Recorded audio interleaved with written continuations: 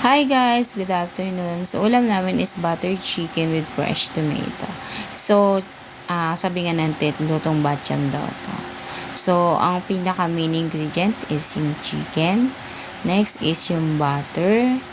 And tawag dito, kinisa lang niya yung sibuyas, yung garlic, ayan.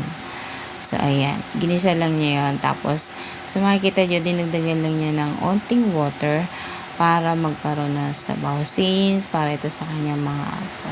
So, mahilig siya mag-invento ng mga ulam para sa kanyang mga apo. Ayan. So, yung auntie ko ang nagluluto. Ngayon, binidyohan ko lang siya. Di ko kasi siya nabibidyohan pag nagluluto. Minsan, tulog ako since laging puyat. Ayan. So, today, nagulat na lang ako. Sabi ko, video ko siya. Kanina, parang naglilinis lang siya. Nagulat ako ng, nasa lagitnaan na siya. Tapos siya mag-isa. So, yung chicken, guys, lang yan. Parang 94 pesos ko lang nabili yan sa Robinson Market. Para, yung kasi minsan bumibili ako para mabilis na lang siya. Hindi na siya pupunta ng palengke. At least, diba, may nakalagay lang dyan sa freezer. So, yan. So, that's 94 pesos. So, magdagdag siya ulit. Kasi, syempre, pag sinimmer mo, diba, umonte yung sabaw. Pero, napakasarap niya. Yun din ang ulam ng kanyang mga apo. So, mini-make sure niya na talagang, luto yung both side. Yan.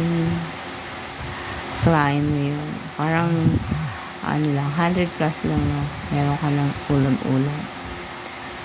And yung kanya nga po ay pang 5 tao na to, guys. Kasi tatlo yung apo niya. Siya, tapos yung uncle ko, sila yung kumain. And syempre, may natira pa naman for me. So, ayan. So, ayan na, naluto na siya sa wakas. So, diba, ang unti na ng sabaw. Ayan, pero sarap. Kasi talagang lasang-lasa mo yung butter. And yung tomato na ilinagay niya. So, ayan. Itadakimasu talaga. Salamat sa biyaya ng Panginoon. Ayan. So, yan guys. Kain na tayo. So, ito naman yung portion ko. God bless.